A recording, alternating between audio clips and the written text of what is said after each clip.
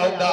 मेरे इमाम पुकार उठे, लहक दे स्टेज पे शह का दाग लेकर चले, अंधेरी कब्र थी सुनी चराग लेकर चले, तेरे गुलामों का नक्शे कदम है राहे खुदा, वो क्या बहक सके जो ये सुराग लेके चले। वाह जिंदाबाद जिंदाबाद, जो ये सुराग लेकर चले। हजरात मोहतरम, मैंने खुतबे मसनूना के बाद कुरान अजीम की बहुत ही मशहूर व मारूफ आयत करीमा पेश की, जिसमें अल्लाह तबारक व तआला इरशाद फरमाता है, कुल्लु नफ्सिन ज़ाइक़तुल मौत, हर जी रूह को, हर जानदार को मौत का मजा चखना है।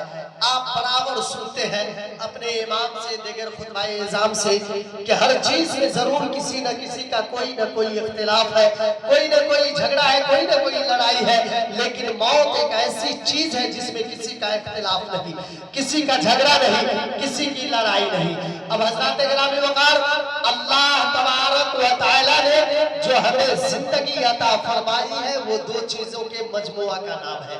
एक को हम मौत कहते हैं, दूसरी दो चीजों के मजमुआ का नाम है। एक का नाम है जिस्म, दूसरी चीज का नाम है रूह। यानी जिस्म नजर आता है, रूह नजर नहीं आती है।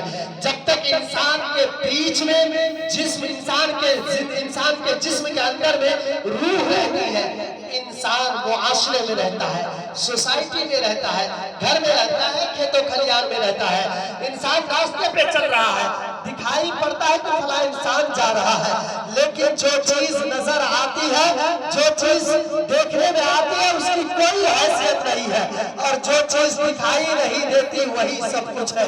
यानी जिस्म नजर आता है, इसकी कोई हैसियत नहीं है, रूह नजर नहीं आती है, वही सब कुछ है। इंसान के जिस्म के अंदर जब तक रूह रहती है, इंसान चलता है, खाता है, पीता है, घूमता है, फिरता है, लेकिन जैसे ही इंसान के जिस्म से रूह निकल जाती है, अब वो इंसान मुर्दा हो जाता है।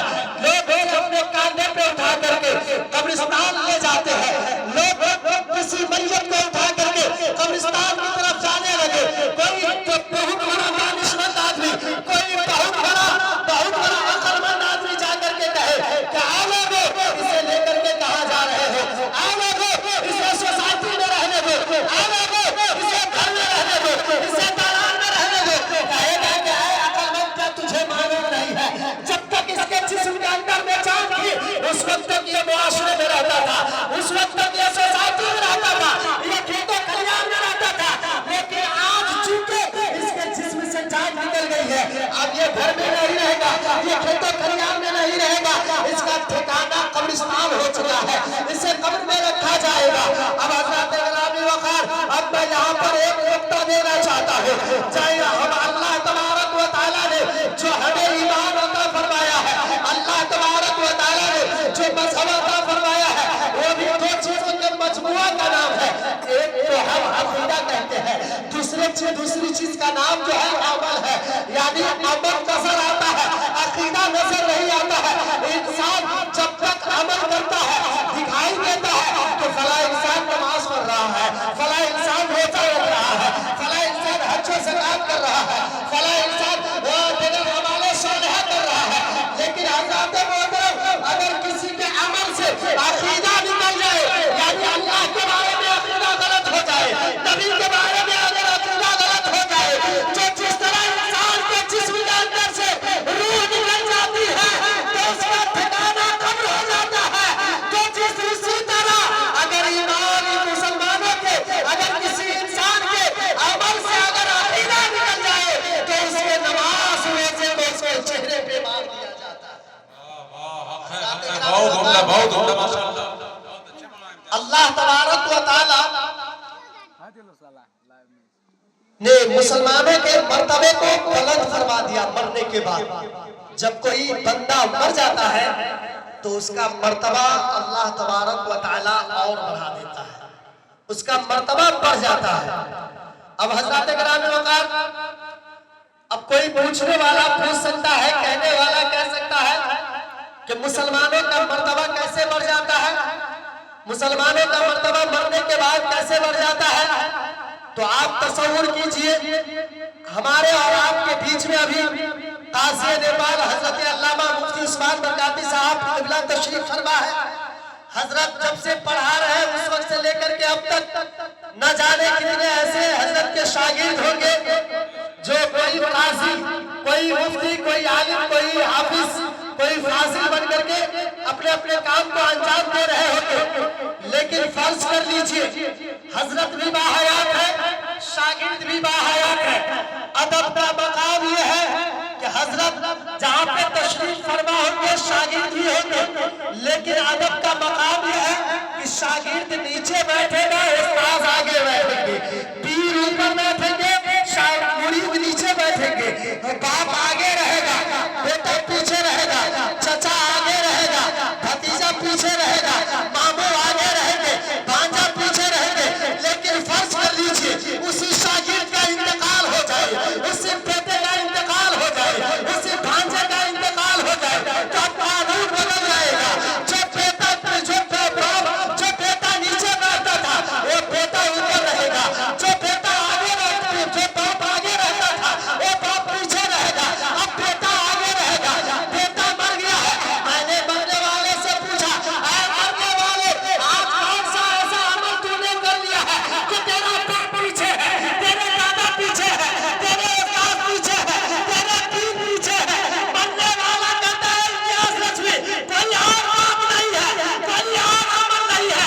जब तक मैं दुनिया में था दुनियादार का चेहरा देखा करता था, लेकिन आज कब्र में जा रहा है, अहमद मुख्तार का चेहरा देखने के लिए जा रहा है। उसी बरकत से सारे लोग पीछे हैं, मैं आगे होते हुआ नजर आ रहा हूं। दिखा नहा के इसलिए मदफन को जाया जाता है, वहां हुजूर का चेहरा दिखाया जाता है। हजरत गिरामी वक़ार अल्लाह तबारक व तआला ने मुसलमानों के मर्तबे को और ज्यादा बुलंद फरमा दिया।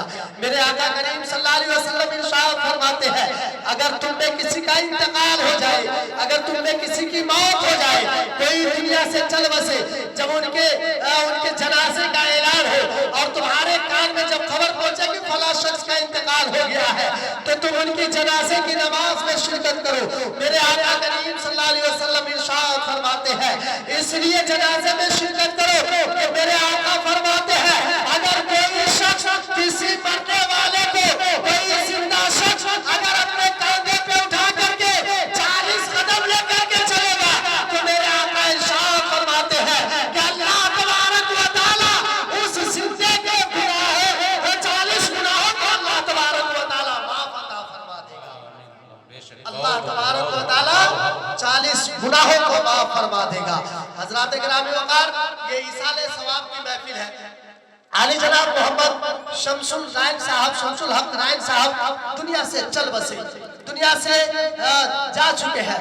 आज हम उनके लिए इस महफिल में बैठे हुए हैं, इसाले सवाब की महफिल में, कि जो कुछ भी अगर आपको सवाब मिलता है, आप अगर अगले तक पहुंचा देते हैं तो उसको फायदा हो जाता है। जब तक वो हमारे बीच में थे वो उस वक्त तक उनके लिए अमाल का दरवाजा खुला हुआ था, लेकिन जब दुनिया से चल बसे उनका अमाल का दरवाजा बंद हो गया, यानी वो कोई अमल भी नहीं कर सकते हैं।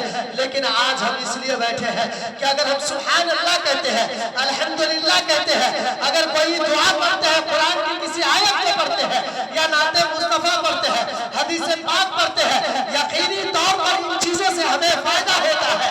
अगर उस फायदा जो आपको पहुंचा और आपने उसे अगले तक पहुंचा दिया, तो उस अगले को अल्लाह तबारक व तआला उससे फायदा पहुंचाता है। अब हजरत गिरामी वक़ार हमारे मुआशरे में, हमारे सोसाइटी में बहुत सारे ऐसे लोग रहते हैं जो इसाले सवाब को बिदअत कहते हुए फिरते हैं, जो इसके मुनकिर है, जो कहते हैं इसाले सवाब न करो, उनको कोई फायदा नहीं पहुंचेगा। लेकिन हम सुन्नियों का अकीदा है, हम अहले सुन्नत वल जमात का अकीदा है कि अगर हम किसी मरने वाले के लिए कुरान खानी करें, फातिहा खानी करें, मिलाद मुस्तफा करें, यकीनी तौर पर उससे उसको फायदा होता है। मेरे आका करीम सल्लल्लाहु अलैहि वसल्लम इरशाद फरमाते हैं कि तुमने अगर किसी का इंतकाल हो जाए, मेरे आका फरमाते हैं उसके जनाजे की नमाज में शिरकत करो। इसलिए कि कोई शख्स किसी दुनिया से इंतकाल कर जाए और उसके जनाजे की नमाज में 40 लोगों ने शिरकत की, तो उस 40 लोगों के जनाजे में शिरकत करने की वजह से अल्लाह उस फरमा देता है, अल्लाह उसको निजात दे देता है, अल्लाह उसकी बख्शिश अता फरमा देता है। हम मिलादे मुस्तफा में बैठे हुए हैं, इसमें सुभान अल्लाह अल्हम्दुलिल्लाह कहते हैं, यकीनी तौर पर अल्लाह तबारक व तआला इससे हमें सवाब अता फरमाता है। अगर हम उस सवाब को मरने वाले तक पहुंचा देते हैं तो अल्लाह उससे उसको फायदा पहुंचाता है। हजरात मोहतरम, वक्त में ज्यादा गुंजाइश नहीं है कि इससे आगे मैं आप हजरात को ले चलूं। एक मर्तबा दुरूद पाक पढ़ लीजिए, पढ़िए दुरूद पाक। अल्लाहुम्मा सल्ली अला सय्यदना शफीना मौलाना मोहम्मद बारिक वसल्लिम सल्लु अलैहि सलातो व सलाम अलैका या रसूल अल्लाह सल्लल्लाहु तआला अलैहि वसल्लम। बस दो अशार सुन लीजिए। हम सफीरों बाग में है कोई दम के चहे चहे, बुलबुले उड़ जाएगी, सोना चमन रह जाएगा।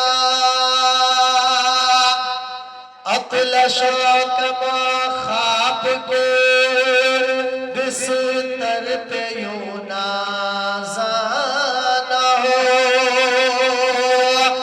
इस तरह बेजान पे खाकी कफन रह जाएगा। कि पर्दे हो जाए दिल की धड़कन, तो घड़ी का भरोसा नहीं है। पर्दे हो जाए दिल की धड़कन,